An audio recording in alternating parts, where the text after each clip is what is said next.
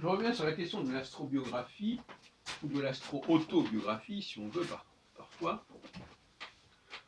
Et il faut bien comprendre que l'astrologie doit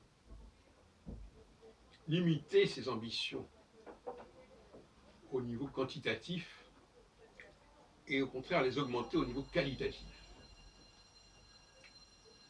C'est-à-dire qu'elle doit utiliser un nombre limité de facteurs. Je suis un partisan de l'approche minimale économique occamienne au niveau épistémologique. Proposition à la conception baroque, globale, totale, de tant d'astrologues aujourd'hui, même parmi la jeune génération. C'est ça parce que je connais actuellement des jeunes astrologues, notamment un jeune astrologue, avec qui d'ailleurs j'ai eu quelques débats, qui lui est le partisan d'une astrologie extrêmement arachnéenne, qui explique tout à tout moment, à chaque instant. Donc c'est pas une question de génération. D'ailleurs, je lui ai dit, votre astrologie, est une astrologie un petit peu obsolète. Ah bon, et l'astrobiographie, le modèle que je propose à l'astrobiographie, l'outil que je propose à l'astrobiographie, c'est un outil basé sur le cycle de 6 ans. Tous les 6 ans, quand je dis tous les 6 ans, ça je viens de parler, c'est pas tous les 6 ans à partir de la naissance. Tous les 6 ans, à partir de certaines configurations, il faut déjà établir la première configuration qui ne démarre pas forcément la naissance, parce que la naissance, il peut très bien être un moment entre deux chaises, si on peut dire. Il faut déjà déterminer le point de départ, le point à partir duquel les cycles de 6 ans vont pouvoir s'articuler. Ça, c'est le premier point qu'il faut trouver. Et à partir du moment où vous avez ce point de départ, après, vous pouvez aller de 6 ans en 6 ans, à la limite sans regarder les éphémérides, à la limite. Il faut avoir ce point de départ qui n'est pas, sauf exception extraordinaire, qui n'est pas le moment de la naissance, mais qui est le moment où Jupiter va être en conjonction ou en opposition avec l'ascendant de naissance. Ça va être plusieurs années après la naissance. Et c'est ce point-là qui est la vraie naissance au regard de l'astro-horoscopie. Alors, cette conjonction, opposition, c'est une naissance. C'est la vraie naissance.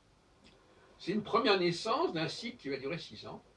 Et à la fin de ce cycle qui va durer 6 ans, il y aura une nouvelle naissance, et etc., etc. Ce qui fait qu'au cours d'une vie de 80 ans, on aura quand même connu pas mal de cycles. Hein, on aura connu une quinzaine de cycles, à la limite. Ce qui est pas mal sur le plan statistique aussi. Alors ces cycles, on peut vouloir les subdiviser, les structurer, mais à mon avis, ce n'est pas une bonne idée.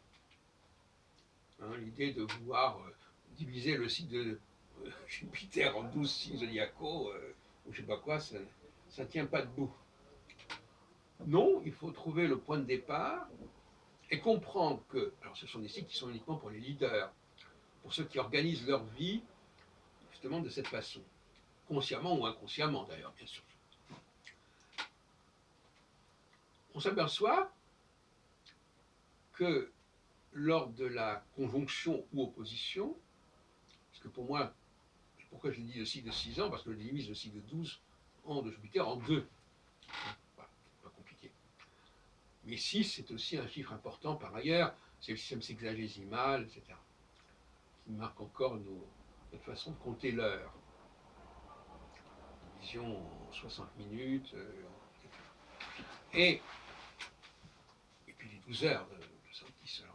12 heures, c'est aussi un cycle, un système jupitérien. Par ailleurs, on retrouve aussi dans les 12 lunaisons qui se produisent en cours d'une année. Tout ça, ça n'est pas par hasard. C'est, comme j'ai déjà dit dans mon travail tout à l'heure sur la théologie, il y a quelque chose qui a été construit, il y a une œuvre, c'est une construction. L'astrologie est une construction. Je ne dis pas une construction intellectuelle, c'est notre monde, du point de vue physique et physiologique a été construit. Pas simplement l'astrologie qui est une construction intellectuelle. Non, une construction intellectuelle qui aboutit à une véritable construction technologique, qui est à la fois biologique et qui est également astronomique. Donc,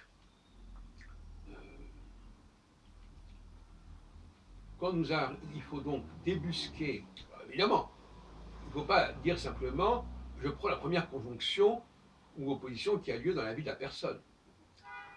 Pour une raison très simple, c'est que d'abord il faut vous assurer que cette personne est bien jupitérienne, au sens structurel du terme, au sens où je l'entends. Et donc pour quelqu'un qui n'est pas jupitérien, cette conjonction n'a aucun sens, et n'aura aucun sens. Il faut voir à quel moment il y a un premier impact qui est identifiable. Et c'est ça le point de départ véritablement. Ça peut être à l'adolescence ou même plus tard.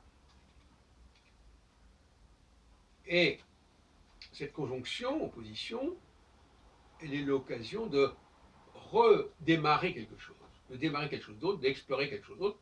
Et donc, elle commence par une forme de tâtonnement. D'un coup, la personne laisse la proie pour l'ombre, elle ne veut plus continuer ce qu'elle a fait, elle préfère passer le relais à d'autres éventuellement, qui pourront continuer ce qu'elle a fait.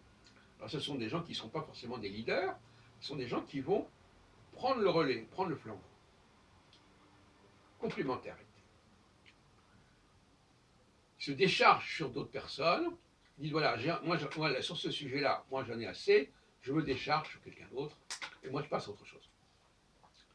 Parce que le leader n'a pas envie de répéter, de se plagier indéfiniment. Donc, il préfère passer à d'autres personnes qui, elles, ont quelque part la capacité de répétition infinie. Alors, donc, voilà, la conjonction opposition ouvre une nouvelle page, la personne se cherche, elle envisage plusieurs orientations, plusieurs possibilités, quitte à revenir par la suite, dans plusieurs cycles après, au même processus qu'elle avait engagé autrefois, mais sur de nouvelles bases, avec des nouvelles données inédites, à nouveau frais, comme on dit.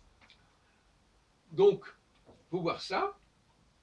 Donc finalement, quelque part, la phase de conjonction commence par un flottement. Un flottement, la personne se lance un peu dans l'inconnu, elle quitte la proie pour l'ombre, comme je l'ai dit, comme dit l'adage, et elle va étudier plusieurs voies, plusieurs orientations, plusieurs horizons. Et puis ça va se préciser, ça va prendre tournure, et à ce moment-là, elle va être dans une vitesse de croisière, si on veut. Et c'est à ce moment-là, c'est pas forcément au bout de 3 ans, mais enfin en tout cas, au bout de 3 ans, normalement, il y a une maturation qui s'est faite, et la personne connaît bien son sujet, et pendant 3 ans, elle sera concentrée sur son sujet qu'elle connaît bien et qu'elle a envie de continuer à développer.